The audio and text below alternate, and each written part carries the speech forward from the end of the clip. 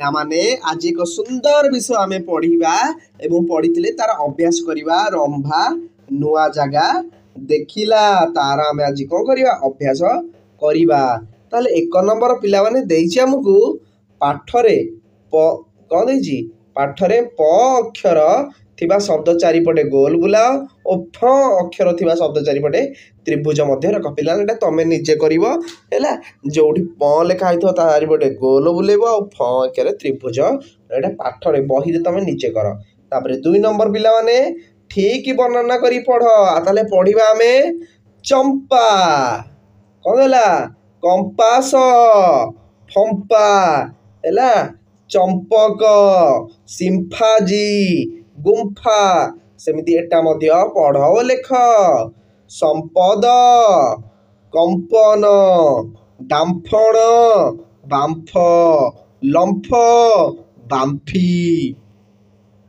4 number ପିଲାମାନେ ଦେଇଛି ତଳେ ଲେଖାଟିକୁ ପଢ। ତଳ ଲେଖାଟିକୁ ପଢ।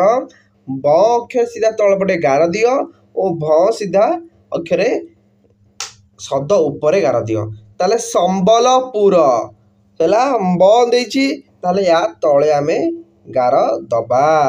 ସମ୍ବଲପୁର ଜିଲ୍ଲାରେ ଆମ୍ବଝର ଗାଁ। ଆମ୍ବଝର ଗାଁ ବ ଦେଇଛି, ତାହେଲେ ତା ତଳେ ଆମେ ଗାର ଦବା।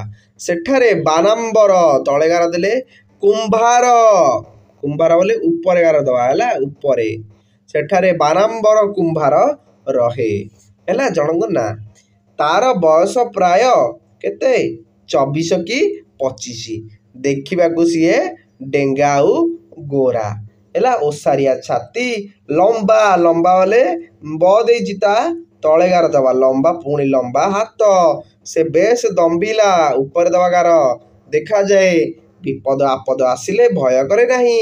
ସେ କହେ ଅସମ୍ଭବ, ତଳେ ଗାର ଦେଲେ ବୋଲି କିଛି ନାହିଁ।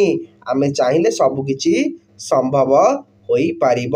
ତଳେ ଆମେ ଏ ପିଲାମାନେ ଏଟା ଉପରେ ଗାର ଦବା, ଏଟା ମଧ୍ୟ ଉପରେ ଗାର ଦବା। ସମ୍ଭବ ହୋଇପାରିବ। ତାପରେ 5 ନମ୍ବର ପିଲାମାନେ ଠିକ ବର୍ଣ୍ଣନା କରି ପଢ। ଖମ୍ବ, ଆମ୍ବ, ଲମ୍ବ, କମ୍ବଳ, କଦମ୍ବ, ଶିମ୍ବଲଟା, ଦମ୍ଭ, ତୁମ୍ଭେ, କୁମ୍ଭୀର, ସମ୍ଭବ, ନିମ୍ବଗଛ, ଗମ୍ଭୀର। ସେମିତି 6 ନମ୍ବର ପଢ ଓ ଲେଖ।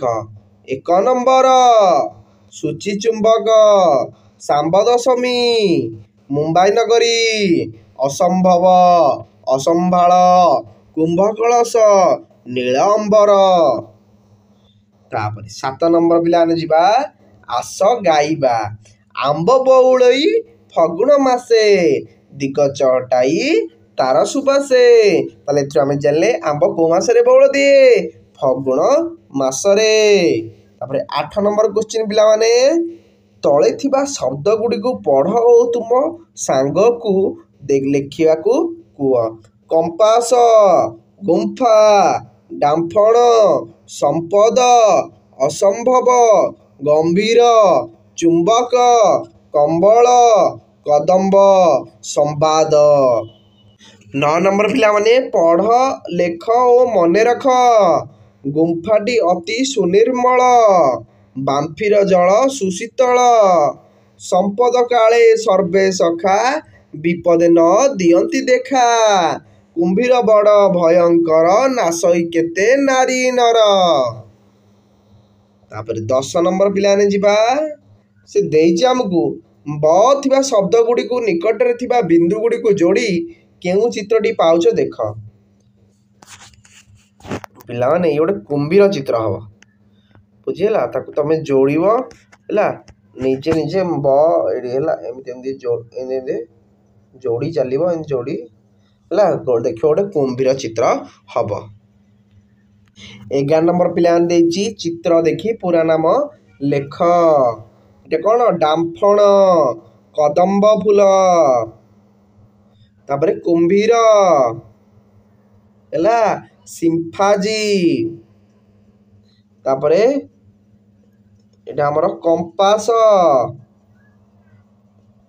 ତାପରେ ଚମ୍ପା ଫୁଲ, ତାପରେ ଏଟା ହେଲା କମ୍ବଳ, ଏଇଟା ହେଲା ଆମର ହେଲା ଏଇଟା ଟିକେ ପିଲାମାନେ ଦେଖିଦେବ କ'ଣ ହବ। ତାପରେ 12 ନମ୍ବର ପିଲାମାନେ ଆମକୁ ଦେଇଛି ଫର୍ମ ଫାର୍ମ ଫି ଅକ୍ଷର ମଧ୍ୟରୁ ଠିକ୍ ଅକ୍ଷର ବାଛି ଖାଲି ଜାଗା ପୂରଣ କର। ତାହେଲେ କ'ଣ ହବ ପିଲାମାନେ? ଏଇଟା ହବ ପାମ୍ପଡ଼। ଦେଖ ଏଇଟା ପାମ୍ପଡ଼ ପାମ୍ପଡ଼। ଝାମ୍ପି ଏଇଟା ହେଲା ଝାମ୍ପି ଏଠିକି ଆସିବ ଝାମ୍ପି ହେଲା। ସିମ୍ପାଜି ହେଲା ଅମ୍ପାୟାର କମ୍ପାସ ଅଲମ୍ପିକ ହେଲା ତମ୍ପ ଏଇଟା ତମ୍ପ ଚମ୍ପା କୁମ୍ପା। ତାପରେ ଖରେ ଯିବା ପିଲାମାନେ ଆମେ ଭମ୍ ଭାମ୍ ଭୀମ୍ ଭୂମ୍ ଭ ମଧ୍ୟରୁ ଅକ୍ଷର ଲଗାଇ ଶବ୍ଦଟି ଲେଖ। ବିଳମ୍ବ ହେଲା। ତାପରେ ତମ୍ବା ତାର। ତାପରେ କ'ଣ ହବ?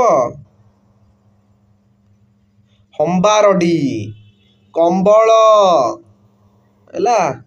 ତାପରେ ତମ୍ବୁ ତାପରେ ଆମ୍ବିଳ ତାପରେ ଦମ୍ଭ ତାପରେ ଗମ୍ବୁଜ ତାପରେ ଆମ୍ବୁଲ। ତାପରେ ପିଲାମାନେ 13 ନମ୍ବର ଦେଇଛି ଆମେ ସମ୍ପର୍କ ଥିବା ଚିତ୍ରକୁ ଯୋଡ଼ିବା। ଦେଇଛି ଏଠାରେ ରୋଗୀମାନଙ୍କୁ ପରୀକ୍ଷା କରି ଔଷଧ ଦିଆଯାଏ। ତାହେଲେ ଏଇଟା ହେଲା ଡାକ୍ତରଖାନା। ଆକୁ ପ୍ରଥମଟାରେ ଯୋଡ଼ିବା। ଏଇ ଗାଁ ଗୁଡ଼ିକର ଭଲ ମନ୍ଦ ବୁଝେ ରାସ୍ତାଘାଟ ପରିବେଶ ସଫାସୁତୁରା ରଖିବାରେ ସାହାଯ୍ୟ କରେ। ତାହେଲେ ଏଇଟା ପଞ୍ଚାୟତ ଅଫିସ। ଆଉ ପିଲାମାନେ ପାଠ ପଢ଼ି ଯାଆନ୍ତି ଏଇ ଉପରଟା ସ୍କୁଲ ହେଲା। ତାପରେ 14 ନମ୍ବର ଆମକୁ ଦେଲା ଅକ୍ଷର ଗୁଡ଼ିକୁ ସଜାଡ଼ି ଶବ୍ଦ ଲେଖ ହେଲା। କୁମ୍ଭୀର ସେ ଗୋଟେ ସମ୍ଭାଳିଛି। ତାପରେ ସମ୍ଭବ ଏଇଟା ହବ ସମ୍ଭବ ଏଇଟା ହବ ଚୁମ୍ବକ। ତାପରେ ଏଇଟା ହବ ଡାମ୍ଫଣ କମ୍ପାସ ହେଲା କମ୍ବଳ।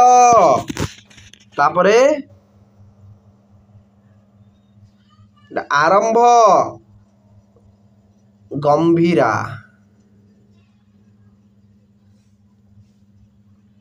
ଏଇଟା ହବ ନମ୍ବର ସରି ପିଲାମାନେ ଏଇଟା ହବ ନମ୍ବର।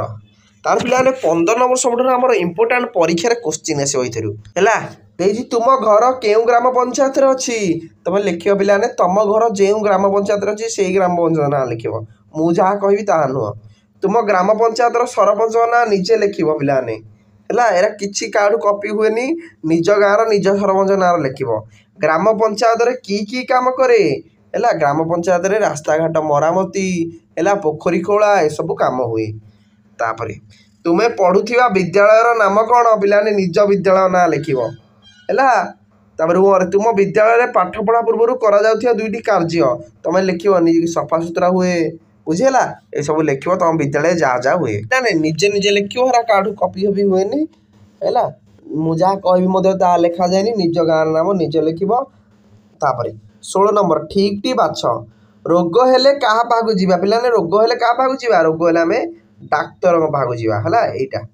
ତାପରେ 17 ନମ୍ବର ଆଲୋଚନା କରି ଲେଖିବା। ତୁମ ଅଞ୍ଚଳରେ ଡାକ୍ତରଖାନା ନଥିଲେ କ'ଣ ଅସୁବିଧା ହେବ? ଆମ ଅଞ୍ଚଳରେ ଡାକ୍ତରଖାନା ହେଲେ ଆମେ ଯେତେବେଳେ ରୋଗରେ ପଡ଼ିବା ଥଣ୍ଡା ଜ୍ୱର ବାନ୍ତି ହେବା ଆମେ ସହଜରେ ଭଲ ହୋଇପାରିବା ନାହିଁ ଏବଂ ଭଲ ଡାକ୍ତରଖାନା ନଥିଲେ ରୋଗୀ ମଧ୍ୟ ମୃତ୍ୟୁବରଣରେ ପଡ଼ିପାରନ୍ତି। ତାପରେ ଖରେ ତୁମ ଗାଁରେ ବିଦ୍ୟାଳୟ ନଥିଲେ ତୁମର କି ଅସୁବିଧା ହୁଅନ୍ତା? ତାହେଲେ ଆମେ ପାଠ ପଢ଼ିବା ପାଇଁ କ'ଣ ବହୁତ ଦୂରକୁ ଯାଇଥାନ୍ତେ କିମ୍ବା କିଛି ପିଲା ଗରିବ ଘର ପିଲା ପାଠ ହିଁ ପଢ଼ି ଯାଇନଥାନ୍ତେ।